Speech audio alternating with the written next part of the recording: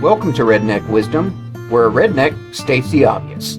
Starring Redneck Atheist.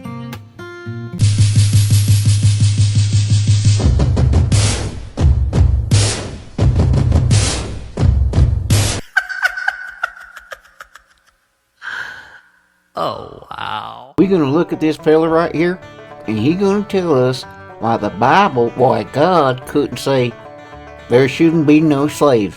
But first, let's take a look-see here at this fella. Now, you can tell by his dress that he's one of them San Franciscoan monks, okay?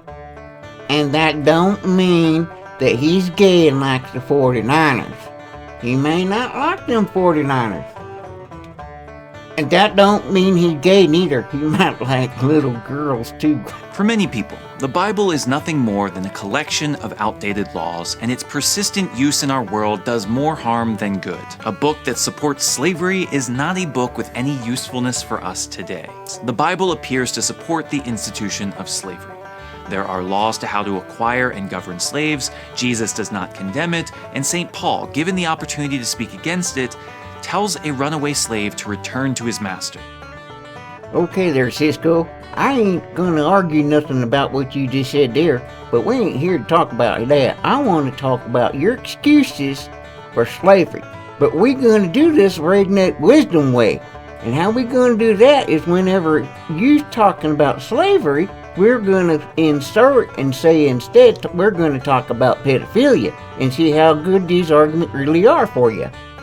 That what the Bible allowed 2,500 years ago is very different from what we've seen in the modern era. Biblical pedophilia is not the same as modern pedophilia. If slaves in that time ended up that way not by force, but by choice. Those there children weren't molested by force, they was molested by choice. There were, of course, some that became slaves as a result of war, but that still is quite different from simply kidnapping the weak and forcing them into servitude. There were some that were molested as a result of war. That is still quite different from molesting the weak and forcing them to service. Even in servitude, slaves retained rights and dignity. Even when being molested, children had rights and dignity. Slaves are to have rest on the Sabbath as well, making no distinction between Hebrew slaves and foreign slaves. Molested children are to have rest on the Sabbath, making no distinction between Hebrew children that you're going to molest and foreign children that you're going to molest. There is a big difference between supporting something and merely tolerating it. There's a big difference between supporting pedophilia in the Catholic Church and tolerating pedophilia in the Catholic Church. It's not the will of God, not something that humanity should seek, but also not something our frail humanity was able to avoid at the time. Rather than futilely attempting to ban it, it was far more practical to focus attention on regulating it. God could not stop pedophilia in the Catholic Church, so God had to instead focus on regulating pedophilia in the Catholic Church. Alright, I think I done repudiated you enough.